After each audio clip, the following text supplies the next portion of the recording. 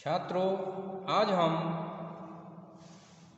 भक्ति काल के निर्गुण काव्यधारा के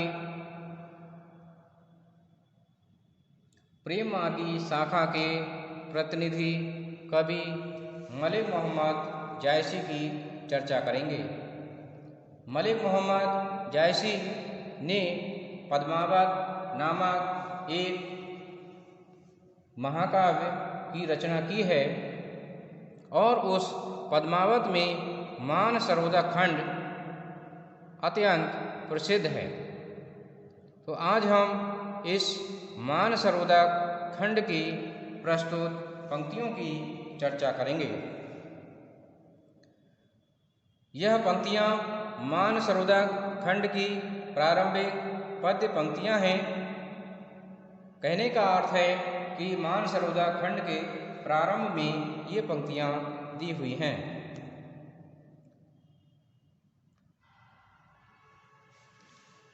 तो छात्रों, शुरू करते हैं। एक दिवस पुण्यो तिथि आई, मानसरोवर चली नहाई। पद्मावती सब सखी बुलाई, जन फुलवारी सवै चली आई। कोई चंपा कोई कुंद सहेली, कोई सुकेत करना रसवेली। कोई सुगुलाल सुदर्शन राती, कोई सु बकावरी बकुचन भांति। कोई सु मौल श्री पहुपावती, कोई जाही जूही सेवती।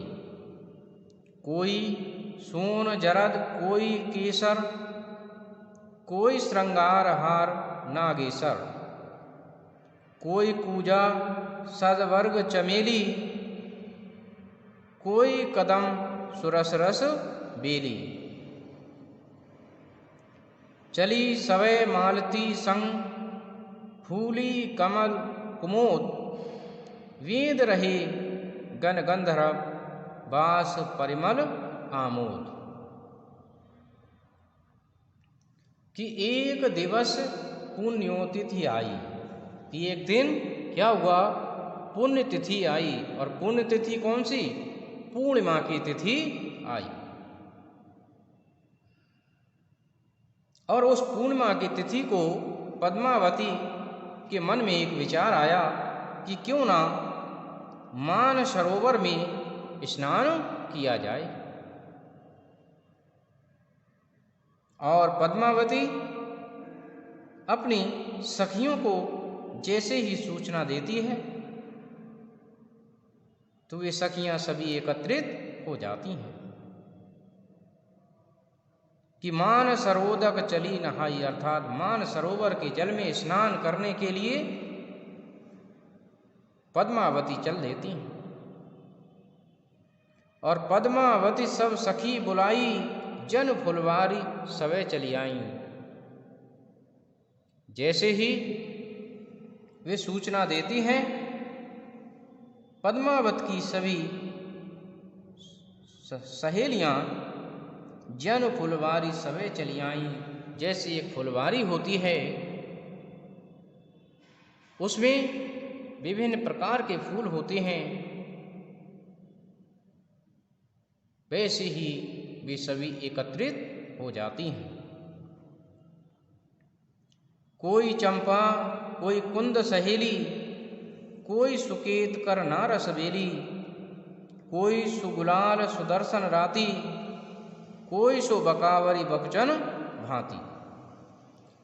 अब इन सहेलियों में कोई तो चंपा के पुष्प के समान है, तो कोई कुंद के पुष्प के भांति। कोई सुकेत करना रसबेली, और कोई सुकेत के पुष्प के समान है, तो कोई करना रस से युक्त है। करना एक पुष्प होता है और रस बेली, बेली कहते हैं बेल के समान दुबली पतली है।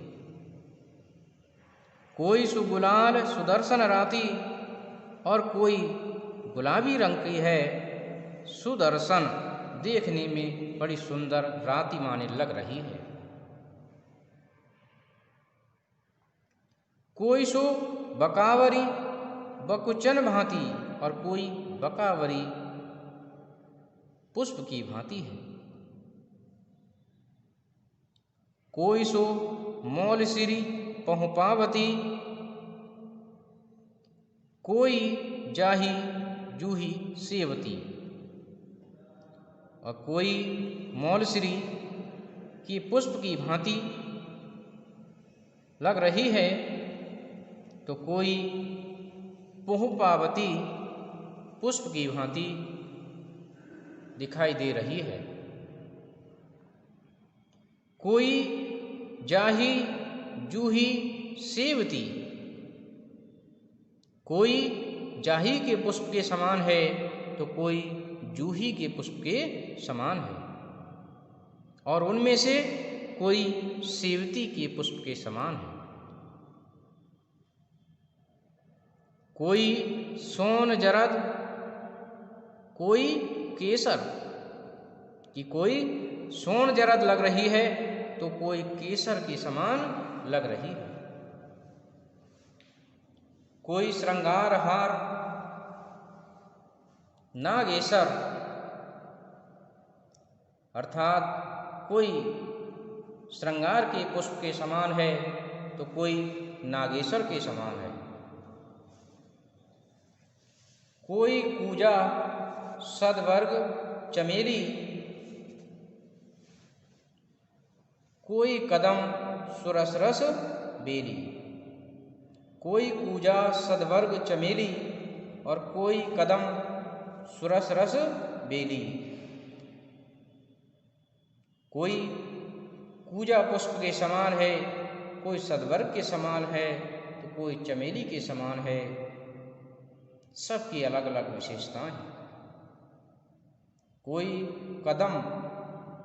कदम के पुष्प के समान है, सुरस रस बेली, अर्थात रस से युक्त दिखाई दे रही है। चलें सभी मालती संग फूली कमद कुमोद, वेद रहे गण गंधर्व बास परिमल आमोद। और वे सभी सखियां मालती अर्थात पद्मावती के साथ खिले हुए पुष्प के समान, सुगंधित पुष्प के समान चल रही है। और ऐसा वातावरण, मनोरम वातावरण है, ऐसा लग रहा है वेद रहे गण गंधर्व बास परिमल आमोद। और गंधर्व उनको वेद रहे हों। वास, परिमल और आमोद। वास कहते हैं हल्की सुगंध के लिए, और परिमल कहते हैं भीनी सुगंध के लिए, और आमोद कहते हैं तेज सुगंध के लिए। तो उनसे विभिन्न प्रकार की सुगंध आ रही है।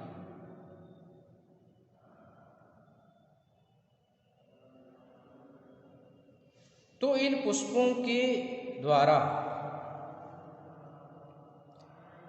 जायसी जी उन सखियों की विशेषता को बता रहे हैं। जिस प्रकार से पुष्प अलग अलग रूप रंग के होते हैं, उनसे आने वाली सुगंधी अलग अलग प्रकार की होती है।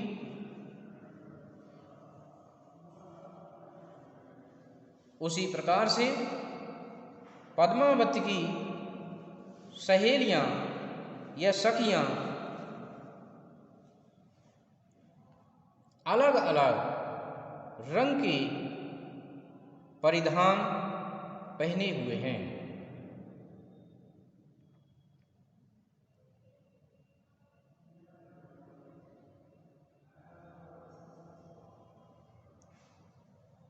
वे अपने शरीर पर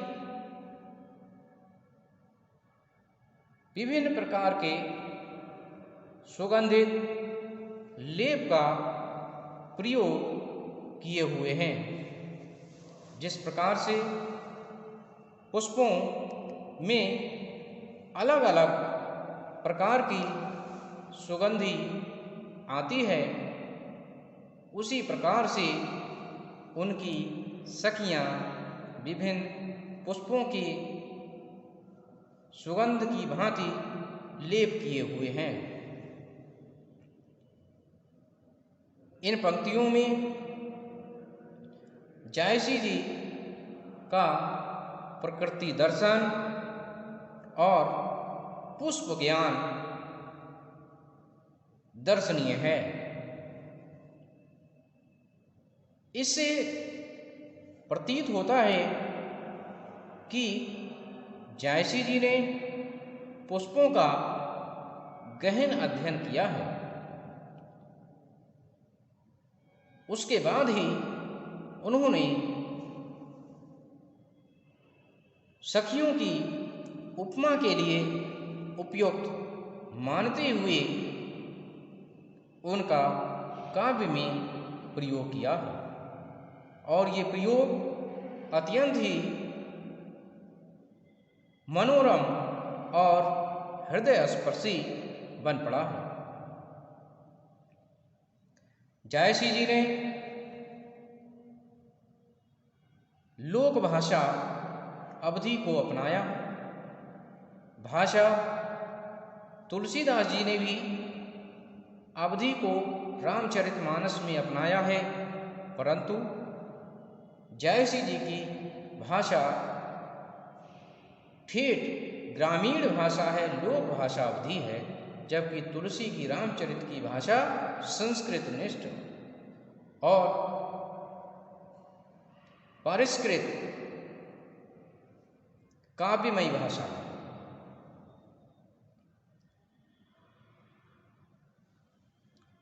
उन्होंने श्रृंगार रस को अपनाया है और चौपाई तथा दोहा छंद का प्रयोग किया है। आपने इस पद्य में रूपक, उत्प्रेक्षा, श्लेष, अनुप्रास आदि अलंकारों का प्रयोग किया है। दोहे में वास, परिमल और आमोद पर्यायवाची देख हैं, लेकिन इनमें थोड़ा अंतर है। वास हल्की सुगंध, परिमल धीमी सुगंध तथा आमोद तेज सुगंध को कहते हैं। तो मैं समझता हूँ छात्रों कि आज आपने समझा होगा। धन्यवाद।